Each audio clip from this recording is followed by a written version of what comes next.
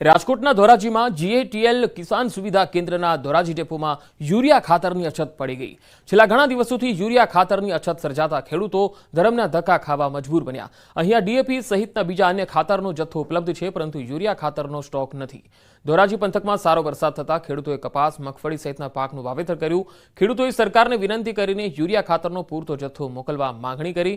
બીજી તરફ જીએટીએલ કિસાન સુવિધા કેન્દ્રના કર્મીએ કહ્યું કે યુરિયા ખાતરના જથ્થા માટે અમે ઉપર ઓર્ડર લખાવી દીધો છે। આગામી 2 થી 3 દિવસમાં યુરિયા ખાતરનો પૂરતો જથ્થો આવી જશે। હું અત્યારે અહીં સરદાર ડેપોએ ઉરિયા માટે આવેલો હતો। અત્યારે હાજરમાં અહીંયા ઉરિયા છે નહીં, તો એના માટે ખેડૂતોને કોઈ મુશ્કેલી ન પડે એ માટે સરકાર અને સરદાર ડેપો વાળા ઉરિયાને સ્ટોક રાખે એવી અમારી વિનંતી છે। કપાસ, મગફળી, સોયાબીન અને તુવેર અને વાવેતર હોય એમાં યુરિયા નાઇટ્રોજનની જરૂર પડે મોલની અંદર વેચ કરવાની અંદર, તો જ ખેડૂતને ઉત્પાદન આવે। ઘણી ફેર સરદાર ડેપોમાં અથવા ઇફકોની અંદર કે ગમે ત્યાં પ્રાઇવેટની અંદર અત્યારે પ્રાઇવેટ સેક્ટરની અંદર પણ ખાતર મળે છે, તો યુરિયા ખાતરનું શોર્ટેજ થાય છે। ખાતરની અંદર ડીએપી, એપીએસ, એમોનિયા, પોટાશ બધે ખાતર અવેલેબલ છે, પૂરતો સ્ટોક છે। પણ યુરિયાનો થોડોક સ્ટોક અત્યારે 1 ટન જેવો છે અને એનો ઓર્ડર ઓગસ્ટમાં લખાવેલો છે, જે આવકમાં છે।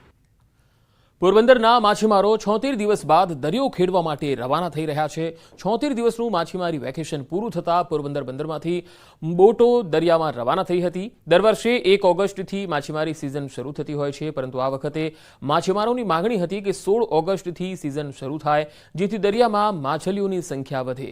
સારી સિઝનની આશા સાથે બોટ માલિકોએ દરિયામાં બોટો રવાના કરી રહ્યા છે। પોરબંદરમાં નાની મોટી 4500 જેટલી બોટ છે, જેના દ્વારા માછીમારી કરવામાં આવે છે। આજથી અમારી સિઝન 16 તારીખથી ચાલુ, મારી 3 બોટો ફિશિંગમાં નીકળી ગઈ। એક બોટ ચાલુ કરવાનો તંદેલ ખલાસીના પગાર ડીઝલ બરફ ભરતા એક બોટમાં 12 લાખનો ખર્ચો થાય। મેં 3 બોટ મારી મોકલી ફિશિંગમાં। દરિયાના ધ્યાન રાખીએ ને સરકારશ્રીને હાથ જોઈને વિનંતી છે કે ડીઝલમાં થોડુંક ભાવમાં કરે, 60 રૂપિયા એટલા તો અમારે જીવીએ એમ। 76 દિવસનું વેકેશન હતું, એ ગઈકાલે રાતે પૂરું થયું, એટલે આજથી અમારી નવી સિઝનનો શુભારંભ થઈ રહેલ છે। નાની મોટી બોટો કરીને 4500 જેટલી બોટો છે। નાની મોટી એ મેક્સિમમ જે પાણીમાં હતી એ લોકો 70% બોટો કમ્પ્લીટ કરીને રવાના અત્યારે એની ટોકન લઈ અને કરી રહ્યા છે। દ્વારકા જિલ્લામાં પીજીવીસીએલની ઘોર બેદરકારી સામે આવી। કલ્યાણપુરમાં પીજીવીસીએલની કચેરીની બાજુમાં જ આવેલ ખેતરમાં 20 દિવસથી વીજ પોલ ધરાશાયી થઈને પડ્યો છે।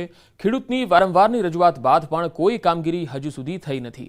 ખેડૂતોના મતે વીજ પોલના વાયરો પડ્યા હોવાના કારણે તેમના જીવ સામે મોટું જોખમ છે, જેને લઈને ખેડૂતોમાં ભારોભાર રોષની લાગણી હતી। સાથે જ ઝડપથી કામગીરી કરવામાં આવે તેવી ખેડૂતો દ્વારા માંગણી કરવામાં આવી। જીબીની બાજુમાં થાંભલો જ પડેલો છે, 1 મહિનો દિવસ થયો। 3 વાર જે સાહેબ બેન સાહેબ છે ને કીવો છે નંદાણીયા સાહેબ, જમ્પરી લોકો આવીને કાપી ગયા છે। મારે સાથી આંખમાં તો હાલે એમ નથી, નેદવું હોય તો એ રસ્તામાં રેદવાનું રહી જાય છે। અને એ લોકો કોઈને 3 વખત કહેવાય કે સાહેબ તમને કોન્ટ્રાક્ટર આવીએ, કોન્ટ્રાક્ટર હજી કોઈ આવ્યા નથી। એ અમારે હમણાં વિવિધ કામગીરીમાં અમે લોકો વ્યસ્ત હતા, અને પ્લસ વરસાદ જ્યારે ચાલુ હતો ત્યારે ચાલુ વરસાદમાં કામ થઈ શકે એમ હતું નહીં। એટલે હવે અત્યારે વરસાદ નથી આવતો, 1-2 દિવસ થયા, તો હવે અમે 1 દિવસમાં પરમ દિવસ સુધીમાં આનો પોલ ઊભો કરાવી દેશો। બોટાદ જિલ્લામાં હીરા ઉદ્યોગમાં મંદીને લઈ વેપારીઓ હનુમાનજી દાદાના શરણે પહોંચ્યા। શહેરના હીરા વેપારીઓ, કારખાનાના માલિકો, રત્ન કલાકારો સહિત આશરે 3000 લોકો ડીજે વગાડતા સાળંગપુર પગપાળા જવાના છે અને કષ્ટભંજન હનુમાનજી દાદાને ધજા ચડાવી મંદીમાંથી મુક્તિ અપાવવા પ્રાર્થના કરશે। બોટાદ જિલ્લામાં લગભગ 1500 જેટલા કારખાના આવેલા છે, જેમાં અલગ અલગ 70,000 જેટલા લોકો રોજગારી મેળવે છે। બોટાદ જિલ્લામાં મુખ્યત્વે હીરા અને ખેતી 2 જ વ્યવસાય છે, જેમાં હીરા ઉદ્યોગમાં મંદી અને વરસાદ ખેંચાતા ખેતીમાં પણ હાલાકી છે। ત્યારે આગામી દિવસોમાં લોકોની હાલત વધુ કફોડી બને તેવી સ્થિતિ છે। 3000 માણસો હાલી અને પગપાળા હનુમાન દાદાને ધજા ચડાવવાનું આયોજન કરેલ છે। શનિવાર 7 વાગ્યે સવારમાં સાળંગપુર જવા નીકળવાના છે, અને હનુમાન દાદાને બધા પ્રાર્થના કરવાના છે કે હનુમાન દાદા અમને આ મંદીમાંથી ઉગારો। હાલ તો બોટાદ જિલ્લામાં પરિસ્થિતિ લેબર કામ માટે બહુ કફોડી છે। હીરામાં 50% કારખાના બંધ છે, અને આની આ પોઝિશન રહે તો હાથમ આઈટમ પછી બીજા 25% કારખાના બંધ થશે। કોલકાતાની ઘટનાના ભાવનગરમાં ઘેરા પડઘા પડ્યા। સરકારી હોસ્પિટલના ડોક્ટરો અચોક્કસ મુદતની હડતાળ પર છે। 400 થી 500 રેસિડેન્ટ ડોક્ટરો કાળા કપડાં પહેરીને વિરોધ કર્યો। સરટી હોસ્પિટલ પરિસરમાં ન્યાયની માંગ સાથે વિરોધ કર્યો। હોસ્પિટલમાં માત્ર ઇમરજન્સી સારવાર ચાલુ રહેશે। વેસ્ટ બેંગલમાં જે ઘટના બની એની માટે અમે અહીંયા અનિશ્ચિત કાળ માટે સ્ટ્રાઇકને જાહેર કર્યું છે. આ સ્ટ્રાઇકમાં આપણી ઇમરજન્સી સેવાઓ નથી બંધ કરવી, પણ ઇમરજન્સી ના હોય એવી સેવા જેમ કે ઓપીડી છે, વોર્ડ છે, કે પછી ઓપરેશન હોય કે જેની અત્યારે જરૂર ના હોય એવા બધી જ વસ્તુઓ અમે બંધ કરી છે. જ્યારે ઇમરજન્સી વાળી બધી જ વસ્તુઓ અત્યારે ચાલુ છે. ભ્રષ્ટાચારની વાયરલ પત્રિકાને લઈ કોંગ્રેસે ભાજપ પર પ્રહાર કર્યા. અમદાવાદ ભાજપ શહેર પ્રમુખ અમિત શાહે આવી પત્રિકા પર ધ્યાન ન આપવા અપીલ કરી. તેમણે કહ્યું કે ભાજપ પક્ષ નામ ઠામ વગરની પત્રિકા પર બહુ ધ્યાન આપતું નથી.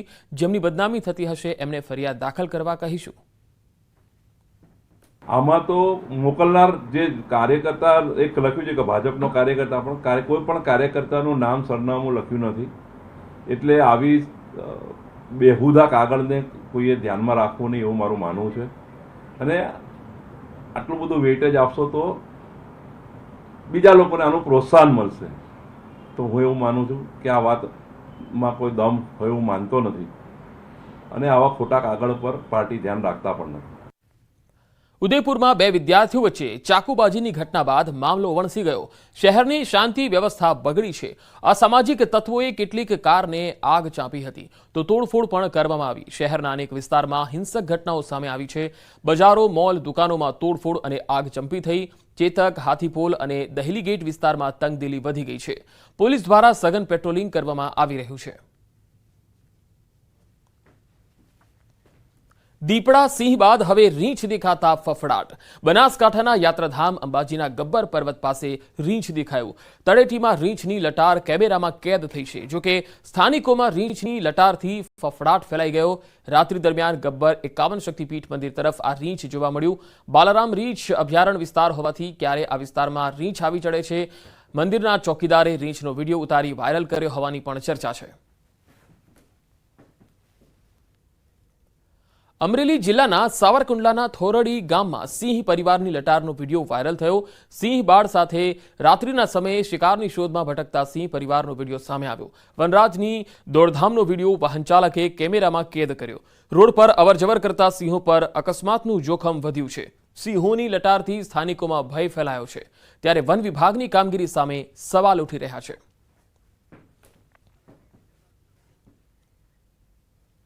તો એક તરફ રીંછ દેખાવાની ઘટના પણ સામે આવી રહી છે, તો બીજી તરફ સિંહ પરિવાર પણ રહેણાંક વિસ્તારમાં દેખાઈ રહ્યા છે. બે અલગ અલગ તસવીરોમાં આપ જોઈ શકો છો. અંબાજીમાં રીંછ દેખાયો અને અમરેલીમાં સિંહ પરિવારની લટાર રહેણાંક વિસ્તારમાં જોવા મળી. બંને તસવીરોથી સ્થાનિક લોકો છે એ ભયમાં આવી ગયા છે. અંકલેશ્વરમાં મિત્રએ જ મિત્રની દુકાનમાં હાથ સાફ કરી દીધો. મિત્રને કામ માટે બહાર જવાનું થતાં મિત્રને દુકાને બેસાડ્યો હતો. તકનો લાભ લઈ દુકાનના ગલ્લામાંથી મિત્રએ જ રોકડ રકમની ઉઠાંતરી કરી દીધી. સમગ્ર ઘટના સીસીટીવી કેમેરામાં કેદ થઈ.